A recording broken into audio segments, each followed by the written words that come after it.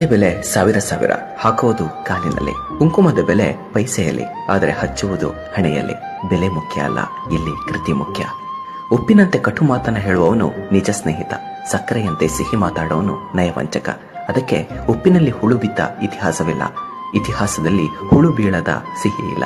ಕಾಣದ ದೇವರಿಗೆ ಹಾಲು ಖರ್ಜೂರಗಳ ನೈವೇದ್ಯ, ಹಸಿದ ಬಡವನಿಗೆ ಒಣ ರೊಟ್ಟಿ ಹಲಸಿದ ಅನ್ನ. ಇದು ಎಂತಹ ವಿದ್ಯ! ಏ ಮಾನವ, ಈ ಜೀವನವು ಅಷ್ಟೊಂದು ಒಳ್ಳೆಯದೇನಲ್ಲ. ಒಳ್ಳೆಯದೇ ಆಗಿದ್ದರೆ ಈ ಮನುಷ್ಯ ಅಳುತ್ತಾ ಈ ಜೀವನಕ್ಕೆ ಬರುತ್ತಿರಲಿಲ್ಲ ಮತ್ತು ಹೋಗುವಾಗ ಎಲ್ಲರನ್ನ ಅಳಿಸಿ ಹೋಗುತ್ತಿರಲಿಲ್ಲ. ಬಾ ಎಂದರೂ ಸನ್ಮಾರ್ಗದಲ್ಲಿ ಯಾರೂ ಬರೋದಿಲ್ಲ, ಯಾರು ಕರೆಯದಿದ್ರು ಕೆಟ್ಟ ಮಾರ್ಗದಲ್ಲಿ ಎಲ್ಲರೂ ಬರ್ತಾರೆ. ಅದಕ್ಕೆ ಸಾರಾಯಿ ಮಾರುವವನ ಕುಳಿತಲ್ಲಿಗೆ ಎಲ್ಲರೂ ಹೋಗ್ತಾರೆ, ಆದ್ರೆ ಹಾಲು ಮಾರುವವನು ಅವನೇ ಎಲ್ಲರ ಬೀದಿ ಬೀದಿಗೆ ಮನೆ ಮನೆಗೆ ಬರ್ತಾನೆ. ಹಾಲು ಮಾರುವವನಿಗೆ ಕೇಳ್ತಾರೆ, ಹಾಲಿನಲ್ಲಿ ನೀರು ಬೆರೆಸಿದ್ಯಾ ಅಂತ. ದುಪ್ಪಟ ಹಣ ಕೊಟ್ಟುಕೊಂಡ ಸರಾಯಿಗೆ ತಾವೇ ಕೈಯಾರ ನೀರು ಬೆರೆಸಿ ಕುಡಿತಾರೆ. ವಾರೆ ವಾವ್ ದುನಿಯಾ. ಮದುವೆ ಸಮಾರಂಭದಲ್ಲಿ ಮದುಮಗ ಹಿಂದೆ, ದುನಿಯಾ ಮುಂದೆ. ಶವಯಾತ್ರೆಯಲ್ಲಿ ಹೆಣ ಮುಂದೆ, ದುನಿಯಾ ಹಿಂದೆ ಹಿಂದೆ. ಹೆಣವನ್ನ ಮುಟ್ಟಿದ್ರೆ ಸ್ನಾನ ಮಾಡ್ತಾರೆ, ಮೂಕ ಪ್ರಾಣಿಯ ಕೊಂದು ಅದರ ಹೆಣವನ್ನ ತಿಂತಾರೆ. ಮೊಂಬತ್ತಿ ಹಚ್ಚಿ ಸತ್ತವರನ್ನ ನೆನೆಯುತ್ತಾರೆ, ಮೊಂಬತ್ತಿ ಆರಿಸಿ ಜನ್ಮದಿನ ಆಚರಣೆ ಮಾಡ್ತಾರೆ.